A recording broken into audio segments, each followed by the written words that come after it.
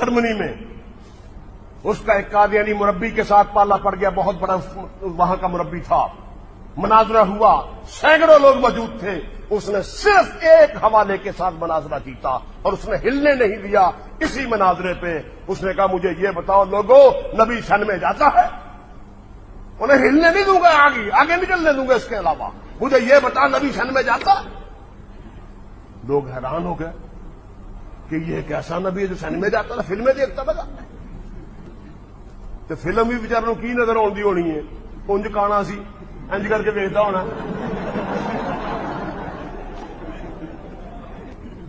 मिर्जा काना भी था, मिर्जा टीड़ा भी था। अब आंखों की सफात देखें।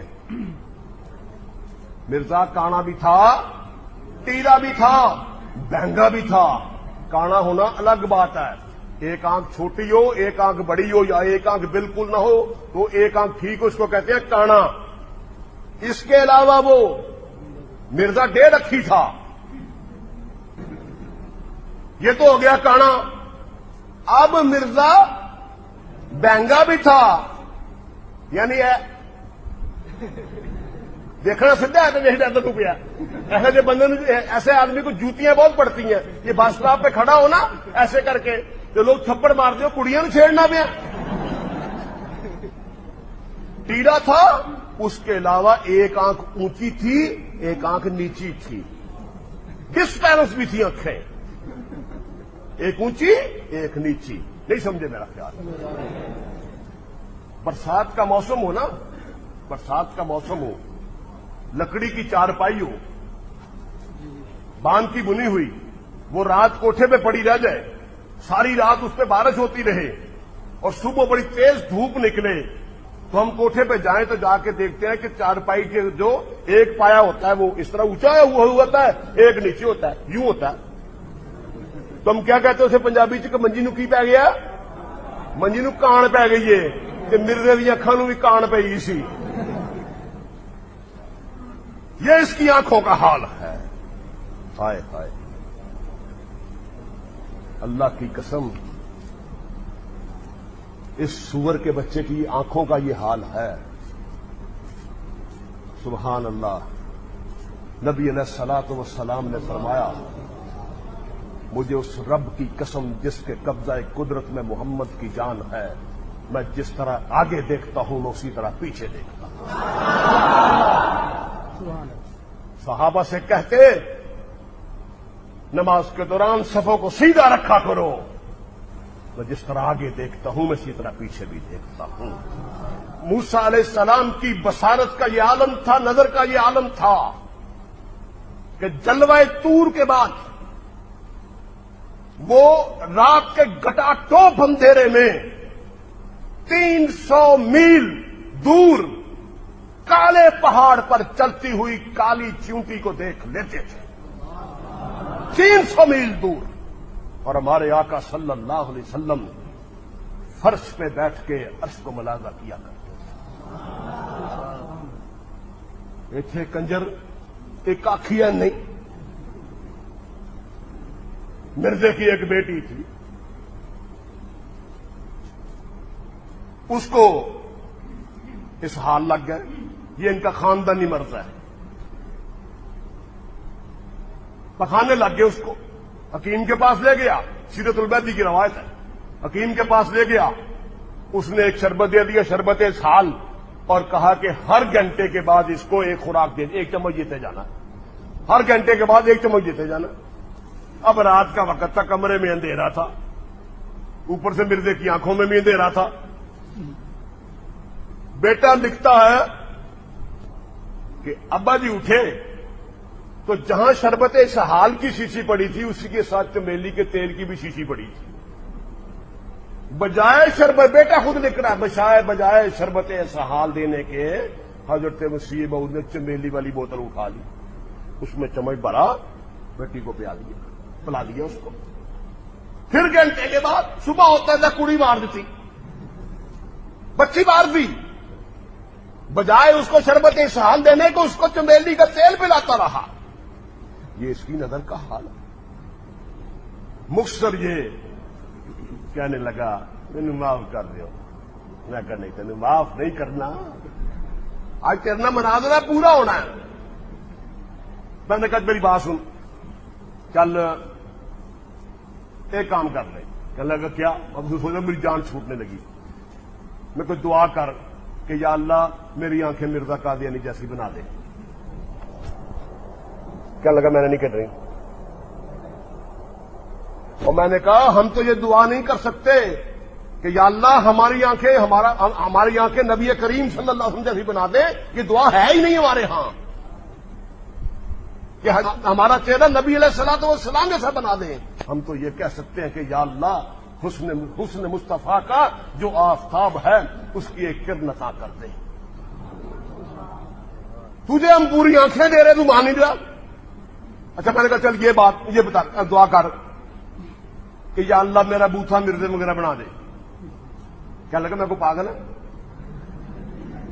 میں کو پاگل؟ اچھا میں نے کہا چل یار میری بات سن, ایک دعا کر. کیا کہ یا اللہ جس طرح کی مرزے کو موت دی ہے اللہ اسی طرح کی موت مجھے بھی عطا فرما. کیا لگی میں نے نہیں مانگنی. آپ کو پتا مرزا کیسے بنا تھا؟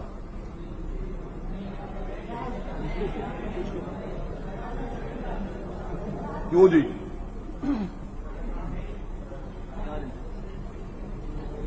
اب بیٹھ گیا, میں بتاتا ہوں آگے چل کے. اب بیٹھ گیا, مجھے آپ کی بشاشت و توجہ چاہیے. یہ مناظرہ ہو رہا ہے, آپ مجھے بتائیں کہ مرزئی پکڑنا کو مشکل ہے؟ 10 منٹ کے مطالعے کی بات ہے. ہم یقین کریں قرآن و حدیث کے بغیر ان کو پکڑ لیتے ہیں اور 2 منٹ میں فارغ کرتے ہیں. 2 منٹ میں فارغ. مثال کے طور پہ ضمن بات آ گئی, ایک دوسرا مناظرہ آپ کو بتا دوں 2 منٹ میں.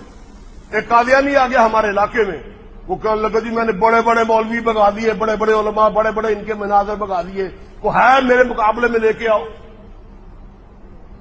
وہ علاقے کے لوگ میرے پاس آ گئے, کہنے لگے جی ایک بہت بڑا پاٹے خاں قسم کا ان کا مناظر آیا ہے, وہ کہتا ہے جی بات کرنے کو لے کے آؤ, کو ہے میرے مقابلے میں, پورے پاکستان میں کوئی نہیں ہے, آپ چلے. میں نے کہا یار میں ایک چھوٹا سا طالب علم ہوں, تحفظ ختم نبوت کا, حضور علیہ الصلوۃ والسلام کا چھوٹا سا گناہگار غلام ہوں. بہرحال اگر آپ کہتے ہیں نا چلتے ہیں. اب چلا گیا جی. اب جب بیٹھے تو مجھے دیکھ کے کہنے لگا جی کہ پہلی شرط تو میری ایک مانے. کیا جی آپ مجھے ماریں گے تو نہیں؟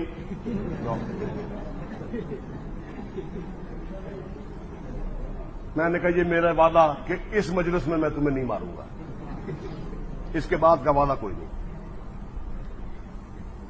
گفتگو شروع ہوئی. میں نے کہا یہ بہتر نہیں ہوگا کہ تیرے اور میرے درمیان جو چیزیں متحد ہو جائیں, یعنی کامن ہو جائیں, جنہیں تو بھی مانتا ہوں میں بھی مانتا ہوں, وہ باتیں جو ہم نے یہاں پہ منصب مقرر کیا ہے وہ اس کو لکھ لے تاکہ دوبارہ اس پہ بات نہ ہو کہ یہ بات تیرے ہاں بھی متفق ہے, میرے ہاں بھی متفق ہے. کہنے لگا ٹھیک. میں نے کہا کہ کیا یہ تیرا عقیدہ ہے کہ نبی اپنے وقت میں سب سے خوبصورت انسان ہوتا ہے, اگر اس سے کوئی خوبصورت اس وقت میں نکل آئے تو پھر وہ نبی نہیں ہے؟ کہنے لگا بالکل ٹھیک. کیونکہ میں نے کہا نبی کا چہرہ نبی کی نبوت کی دلیل ہوتا ہے, نبی کی نبوت کا معجزہ ہوتا ہے. یہودیوں کے معروف عالم حضرت عبداللہ بن سلام رضی اللہ تعالیٰ عنہ ابھی ایمان نہیں لائے تھے, تو کہتے ہیں کہ مجھے پتا چلا کہ حضور علیہ الصلوۃ والسلام جنہوں نے دعوی نبوت کیا ہے ان کی سواری یہاں سے گزرنی ہے. میں راستے میں کھڑا ہو گیا.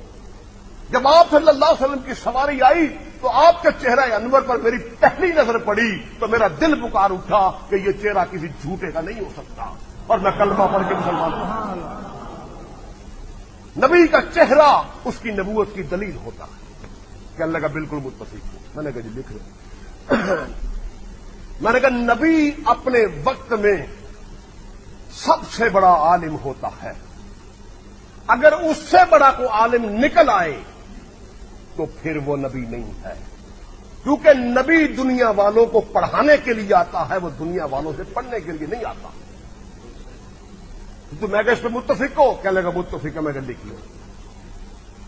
نبی اپنے وقت میں سب سے طاقتور سب سے بہادر ہوتا ہے، اگر اس سے کوئی طاقتور اور بہادر نکل آئے تو پھر وہ نبی نہیں۔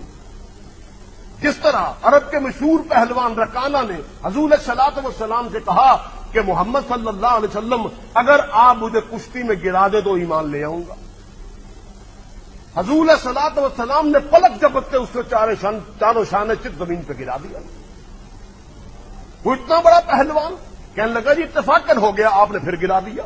پھر کہنے لگا اتفاق، 3 دفعہ آپ نے اس کو پچھاڑا۔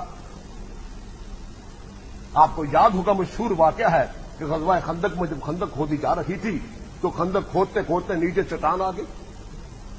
بڑے بڑے کبھی اور بڑے بڑے شازور صحابہ کرام اس کو پھاوڑے مار مار کے تنگ آ گئے، وہ وہیں پہ کھڑی ہے۔ حضور صلاۃ والسلام تشریف لائے، صحابہ نے کہا چٹان آ گئی، آپ تشریف لائے، ایک پھاوڑا مارا، چٹان ساری کی ساری کتنا چور۔ نبی کی طاقت۔ میں نے کہا اس میں متفق کیا ہے؟ کہنے لگا ہاں۔ میں نے کہا نبی اپنے وقت میں سب سے خوبصورت انسان ہوتا ہے، اگر اس سے کوئی خوبصورت نکل آئے تو پھر وہ نبی نہیں۔ اب وہ مجھے پڑ گیا، جب ایک بات طے ہو گئی ہے تو پھر آپ وقت کیوں ضائع کر رہے ہیں؟ یہ بات پہلے طے ہوئی ہے، آپ نے دوبارہ دوہرا کے وقت کو ضائع کر رہے ہیں۔ آپ لوگوں کے ہاتھ وقت کو چیز ہی نہیں ہے۔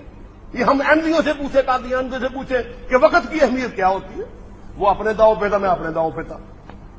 میں نے کہا معذرت یار، ٹھیک ہے کہ اس بات پہ فیصلہ ہو گیا کہ نبی اپنے وقت میں سب سے خوبصورت انسان ہوتا ہے، اگر اس سے کوئی خوبصورت نکل آئے تو پھر وہ نبی نہیں۔ کہ ٹھیک ہے۔ میں نے جیب سے مردے کی تصویر نکالی۔ آپ نے تصویر دیکھی اس کی؟ آئے دیکھیے، میں لے کے آیا ہوں، آپ سب کو پیش کرتا ہوں انشاءاللہ۔ میں نے مردے کی، آپ نے اتنا بدصورت انسان کبھی زندگی میں نہیں دیکھا ہو۔ میں کہتا ہوں اتنا کریوت صورت، اتنا بدصورت، اتنا پھٹے منہ اور اتنا در پھٹے منہ انسان آپ نے ساری زندگی نہیں دیکھا۔ تو مجید لاہوری نے میرا خیال اسی کے لیے شعر کہا تھا کہ خرس کا سر شکل بندر کی منہ خنزیر کا۔ خرس کہتے ہیں ریچھ کو، ریچھ کا سر بڑا بے ڈبا سا ہوتا ہے، عجیب سا بڑا سا۔ اس نے کہا خرس کا سر شکل بندر کی منہ خنزیر کا، ایک پہلو یہ بھی ہے انسان کی تصویر کا۔ اب میں نے مردے کی تصویر نکالی، اس کے سامنے رکھ دی، منصب بھی بیٹھا ہوا، سارے لوگ بھی بیٹھے ہوئے ہیں۔ میں نے کہا تیرا ایمان تو کوئی نہیں، میں نہیں جانتا تو اللہ کو مانتا کہ نہیں مانتا، رسول کو مانتا کہ نہیں مانتا، تجھے تیری ماں کی عزت اور عصمت کا واسطہ جھوٹ نہ بولنا، تو خوبصورت ہے یا یہ خوبصورت ہے؟ اس کو ایسے ہوا جیسے اس کے سر پہ پہاڑا پڑا ہے، اور 2 ٹوک بات ہو گئی، اب بات آگے نہیں چل سکتی۔ اب بتا دے تو خوبصورت ہے یا یہ خوبصورت ہے؟ 1 منٹ کے توقف کے بعد کہنے لگا اگر صحیح پوچھتے ہیں تو میں خوبصورت ہوں۔ لعنت ہے جس پہ۔ ٹھیک ہے جی، مجھے سوچنے کا موقع دے دیں۔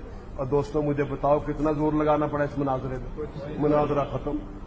اور میں نے کہا ادھر آج سور کے بچے مناظرہ تو کریں، ابھی تو پہلی بات ہوئی ہے، ہم مرزے کی شکل کے اوپر مناظرہ کر کے 2 منٹ میں قادیانی فارغ کر دیتے ہیں۔ یہ تو علماء کو پھنسائے رکھتے ہیں کہ خاتم کے اوپر زیر ہو تو کیا ہوتا ہے، خاتم کے زیر ہو تو پھر کیا ہوتا ہے، رفع کا معنی کیا ہوتا ہے، لسان العرب میں یہ ہے، فلاں امام راغب نے اس کی لغت جو اس میں یہ ہے، فلاں لغت میں یہ ہے، اس چکروں میں ہی پڑے رہتے ہیں۔ ایک قادیانی کے ساتھ مناظرہ ہوا اسی طرح، بڑا اپنا پاٹے بنے وہ بھی۔ میں نے کہا مرزا قادیانی کیا تھا؟ کہتا اللہ کا نبی تھا۔ میں نے کہا اس کا شعر ہے، اس نے کہا کہ کرم خاکی ہوں میرے پیارے، نہ آدم زاد ہوں، بشر کی جائے نفرت اور انسانوں کی یار، ہوں بشر کی جائے نفرت اور انسانوں کی یار۔ بشر کی جائے نفرت کیا ہوتی ہے؟ انسان کی شرمگاہ۔ اب مرزا نے کہا کرم خاکی ہوں میرے پیارے، یعنی میں خاک کا کیڑا ہوں، نہ آدم زاد، بندے دا پتر میں نہیں ہوں، بشر کی جائے نفرت اور انسانوں کی یار، اور میں بشر کی جائے نفرت ہوں، شرمگاہ ہوں۔ اب میں نے کہا تو کہتا نبی ہے، وہ کہتا میں اعلی تناسل ہوں۔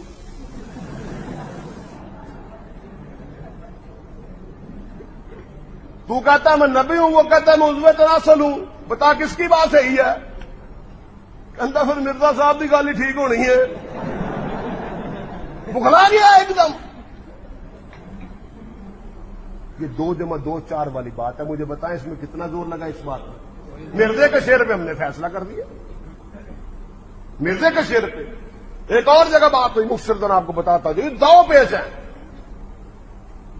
ہم تو صرف 1 منٹ لیتے ہیں, کلک کر کے قادیانی چوہا جو کڑکی کے اندر ہوتا ہے. مرزے نے کہا کہ خواب میں مجھے بہت سے بندر اور خنزیر دکھائے گئے. خواب میں مجھے بہت سے بندر اور خنزیر دکھائے گئے اور مجھے بتایا گیا یہ تیری امت ہے. واہ بھائی واہ, واہ کہانیاں. اور مجھے بتایا گیا یہ تیری امت ہے. تو میں نے کہا کہ خواب میں مرزے کو بندر اور بہت سے بندر اور بہت سے خنزیر دکھائے گئے اور ساتھ یہ بھی بتا دیا کیا کہ یہ تیری امت ہے. تو اب تو مرزے کی امت میں سے ہے تو پہلے سب سے مجھے یہ بتا کہ تو بندر ہے یا خنزیر ہے. بھاگ گیا. دائیں بگلے جھانکنے لگا دائیں بائیں دیکھ کے. مناظرہ ختم. وہ ان الو کے پٹھے کو 2 منٹ میں فیصلہ ہوتا ہے. یار کو مرزے پہ لعنت بھی بھیج دیا کرے, اس کی بڑی فضیلت ہے.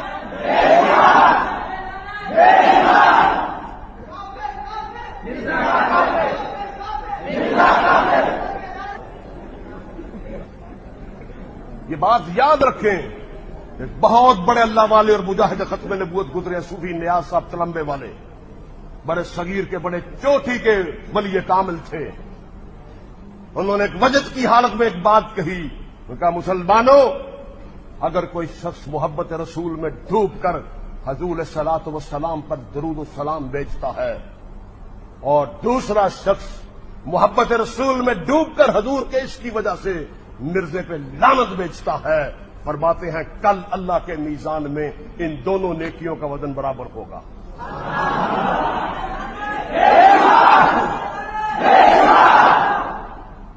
اللہ کہتا ہے لعنت اللہ الکاذبین, اللہ کی صفت ہے لعنت, ان پہ لعنت بیچنا.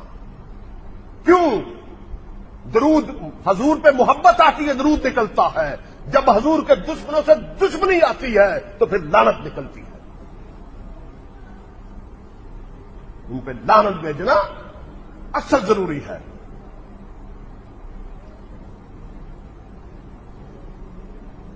ان بغیرتوں کو شرم نہیں آتی.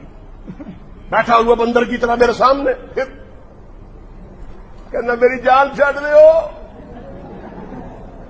میں کڑی مینو کہندے میں دفتر چھڈ جاواں گا, دفتر چھوڑ جاؤں گا, میں دوبارہ کبھی میں سے بات نہیں سنے گا, بس میری جان چھوڑ دے, چھڈنا نہیں تینوں.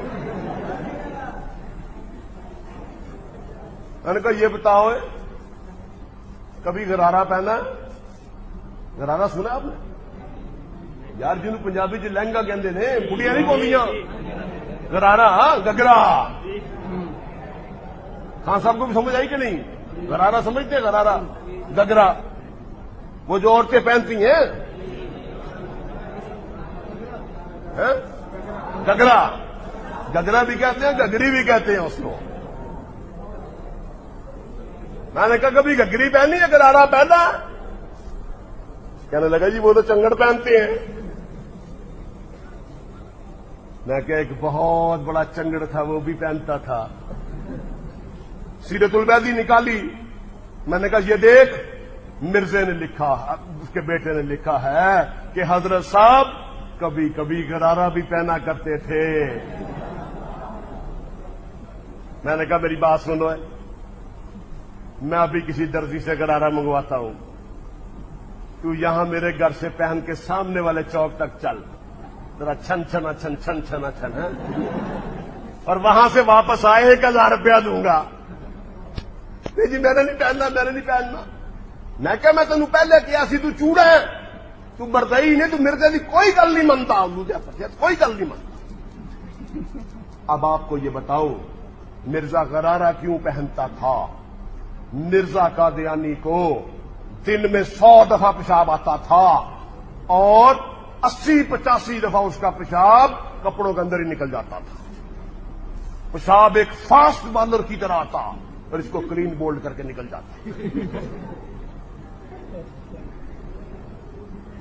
بیٹا کہتا ہے پہلے حضرت مسیح موعود لعنت اللہ علیہ سوتی ازار بند استعمال کیا کرتے تھے، لیکن کیونکہ اس میں گرہ پڑ جاتی تھی اس لیے بعد میں ریشمی ازار بند استعمال کرنا شروع کیا. وہ اس کی جو بیوی تھی نصرت جہاں بیگم، جس کو 17-18 سال میں یہ 70 سالہ بڈھا کسڑ بیا کے لایا تھا، وہ بھی ایک بڑی عجیب داستان ہے. یہ آپ نے مجھے بتانا جس کے بعد میں نے بیان کرنا. وہ نوجوانوں کے لیے خاص تحفہ ہے.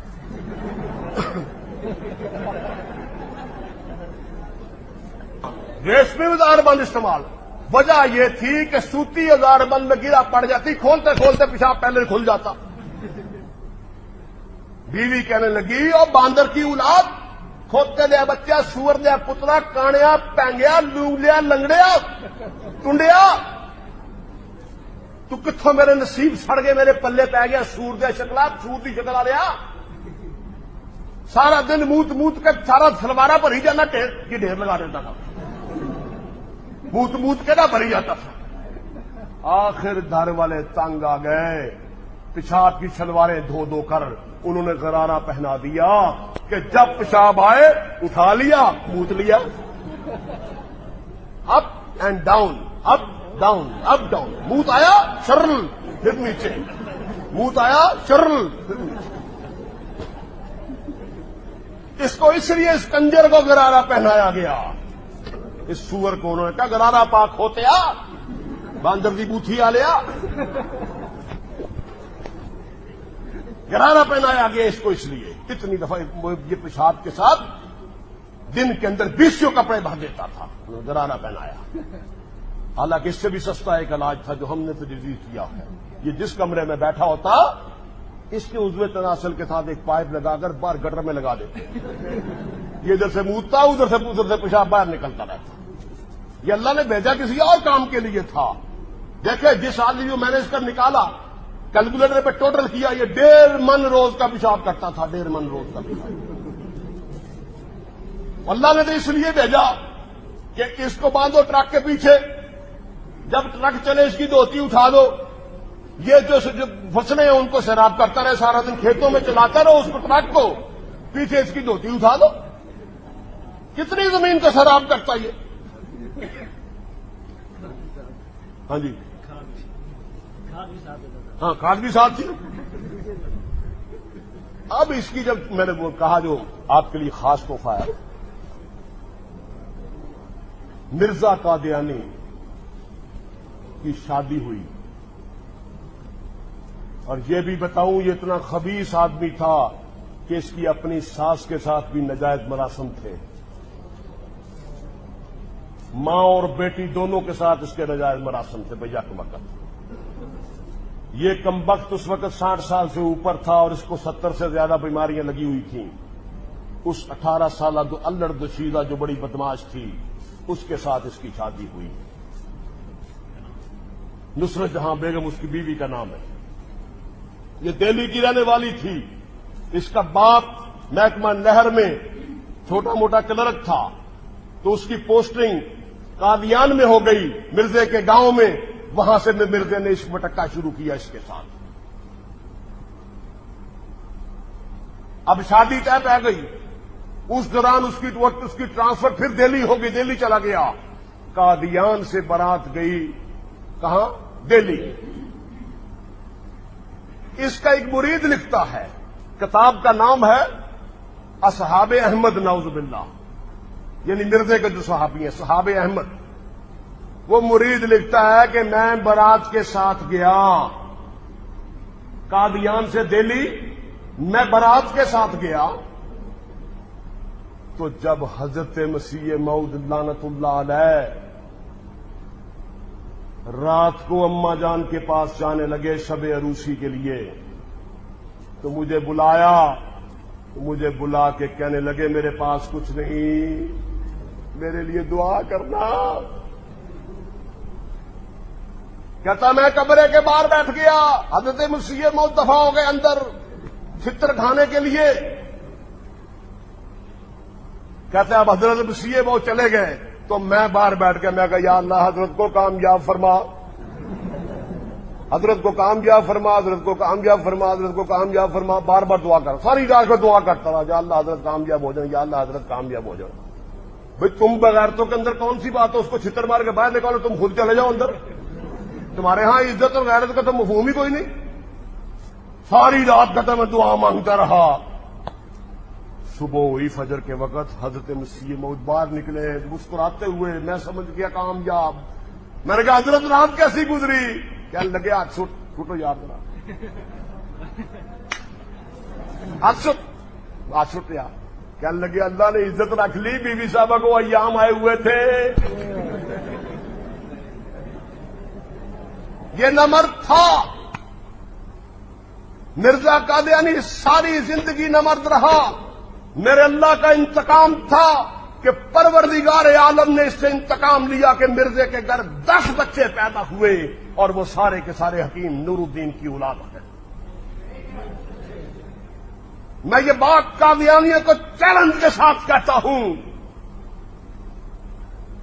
کہ آپ مرزا قادیانی کی تصویر رکھ لیں، اس کے ساتھ اس کے 4 بیٹوں کی تصویریں رکھ لیں، اب ناک ملائیں نہیں ملے گی، آنکھ ملائیں نہیں ملے گی، ہونٹ ملائیں نہیں ملے گی، بویں ملائیں نہیں ملے گی، پلکیں ملائیں، تمام نئے نقشے ملاتے جائیں کچھ نہیں ملے گا۔ اب مرزے کی تصویر اٹھا لو، باقی تصویریں چاروں مرزے کی پڑی رہنے دو، اب حکیم نور الدین کی تصویر ساتھ رکھ دو۔ اب ملانا شروع کرو، ایک ایک چیز بول بول کے کہے گی ان بچوں کا باپ یہ ہے، یہ سارے کے سارے حکیم نور الدین کی اولاد ہے۔ حرامی تھے یہ ساری کی ساری اولاد اس کی حرامی، اور آگے بھی اب تک ان کی ساری اولاد حرامی ہے۔ ان کے ہاں کوئی رائل فیملی کے ہاں کوئی بیٹی ایسی نہیں ہے جس کے ساتھ اس کے باپ نے منہ کالا نہ کیا ہو۔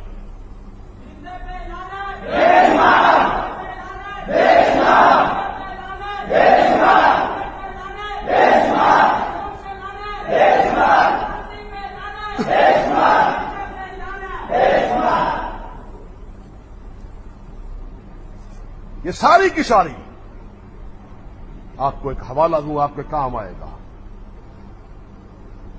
حکیم نور الدین کی حیات کے اندر یہ بات لکھی ہوئی ہے کہ جب حکیم نور الدین مرا تو مرزا قادیانی کی بیوی نصرت جہاں اس کی میت پہ بین ڈال رہی تھی۔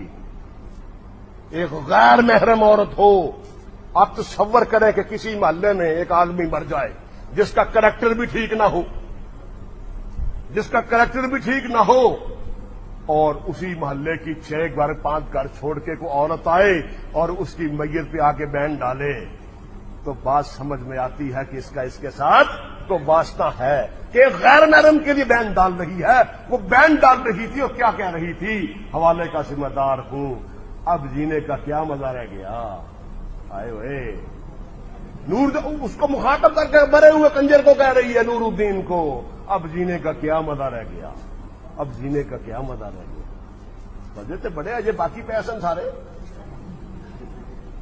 باقی صور تجھے بھگتانے کے لیے پڑے ہوئے سارے، باقی ساری زندگی ان پہ چلتی رہی ہے۔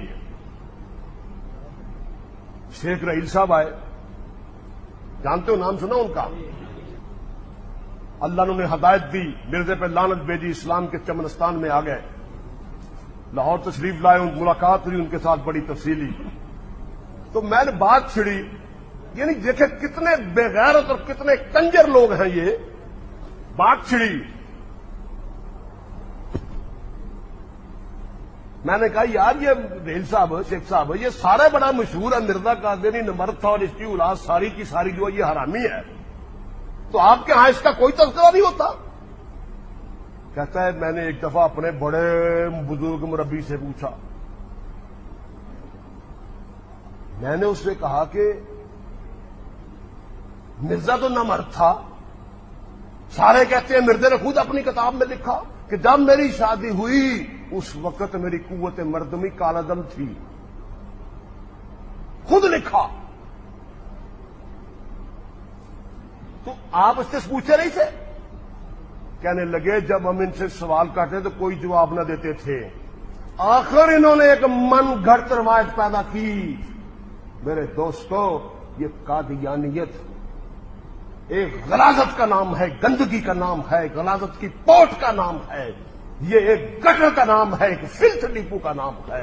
खुदा की कसम, ये गंदगी ही गंदगी है। ये जिनसियत का अंधा बाजार है, बेहयाई की एक मार्केट है। इनका मजहब के साथ कोई ताल्लुक नहीं है।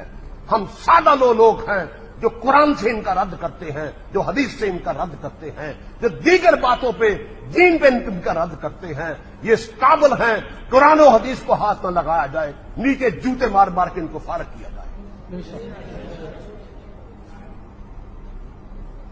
अंदाजा करें ये गलाजत पैदा करने के लिए किए गए। शेख रहील मुझे कहने लगा, जब मैंने उस बुजुर्ग, जिस तरह शैतान बुजुर्ग नहीं होता, उससे पूछा कि बच्चे कैसे पैदा हुए। सारे कहते हैं मिर्जा खुद भी लिखता है। कहने लगा ये तो फ्रॉड किया हुआ, सब ने ऐसे ऐसे कहा हुआ है। जब ये बात ज्यादा फैली थी, मिर्जा मरा 1908 में, मिर्जे की बीवी पाकिस्तान आई है 47 में, पाकिस्तान बनने पर 47 में यहां आई है, 48 से 49 में वो मरी है यहां पे, इसी रबुए के अंदर बेचती मकबरे के अंदर दफन है, जहन्नम की सैर कर रही है यहां पे, यहां पड़ी हुई है। इतनी देर उसके बाद ये जिंदा रही है बरदूत। तो कहते जब हमने उम्मुल मोमिनीन नऊजुबिल्लाह उससे पूछा कि हजरत पे इतना बड़ा इल्जाम आता है तो आप ही कोई इस पे बताएं। अंदाजा करें बेगैरती का कि मां से औलाद पूछ रही है, अब्बा क्या करता था।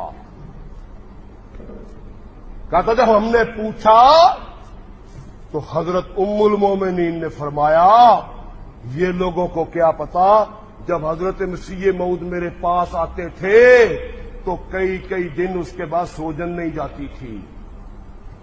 नहीं समझे यार, बात बड़ी, आप छोटे हैं।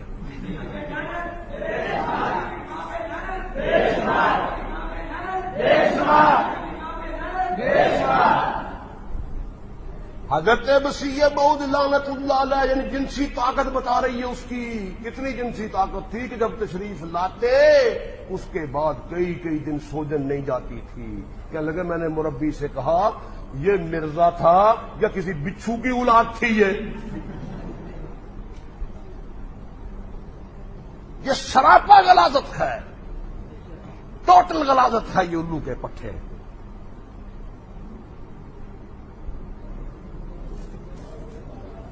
मुझे कहने लगा देखे मुझे बुखार हो रहा है।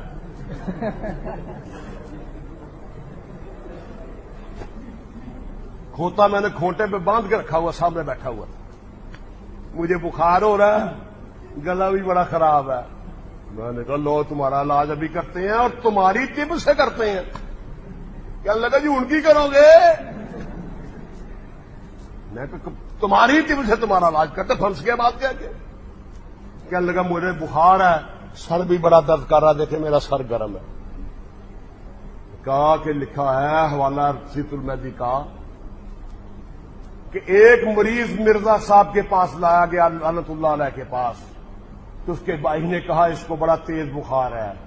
तो हजरत मसीह मऊद ने फरमाया बड़ा सा मुर्गा ज़िबा करके लाओ और इसके सर पे बांध दो। हाय,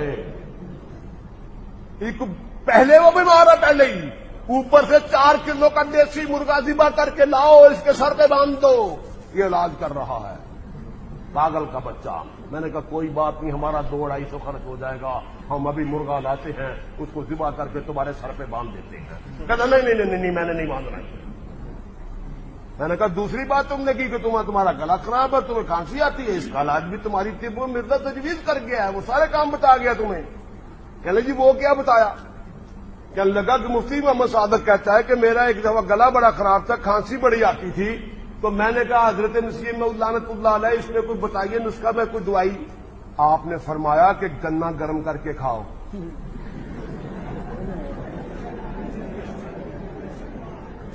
गन्ना गर्म करके खाओ। और जिंदगी में कभी किसी ने सुना है कि गन्ना गर्म करके खाओ? जो फिटे मुंबर से तू आडा इन नबी मन्या जे खोते दे बच्चे, लख दी लानत। میں نے کہا اگر زیادہ طبیعت خراب ہے تو خان صاحب پہ تو تم راضی نہیں ہوتے. ایک اور علاج ہے. کہنے لگا جی وہ کیوں؟ میں کہا وہ بھی مرزے کا ہے. بیٹا لکھتا ہے کہ انتواز مسیح لعنت اللہ علیہ کی طبیعت بہت خراب ہو گئی, نبضیں بھی ڈھیلی پڑ گئی, سانس بھی تقریباً آنا مشکل ہو گیا. تو آپ نے آہستہ سی زبان میں ہم بھاگے, پاؤں دبانے لگے, سر دبانے لگے, ہاتھ دبانے لگے. آپ نے فرمایا نہیں, آہستہ سی آواز میں کہا کہ باہر چھپڑ پہ جاؤ اور وہاں سے گارا لے کے آؤ, چھپڑ کا گارا جتنا بدبودار ہوتا ہے وہ لے کے آؤ. ہم بھاگے گئے, کڑھائیاں بھر کے لے کے آئے. کہنے لگے اس کو نیچے بچھا دو. نیچے بچھایا, اس کو جس طرح چارپائی نہیں ہوتی اس طرح بچھا دو. وہ بچھا دیا سارا ہم نے. تو کہنے لگے مجھے اٹھا کے اس گارے کو پلٹا دو. باہ والا بات کر رہا ہوں, ڈوب کے مر جاؤ قادیانی ہو, ڈوب کے مر جاؤ. اس سے تو کو بت بنا کے اس کی پوجا کر لیتے, اس سے بہتر تھا. تو گارا بچھا دیا, گارے کو مرزا بچھا دیا. اب فرمایا کہ اتنا ہی گارا اور لاؤ. ہم نے کیا اور کیا کرنا ہے؟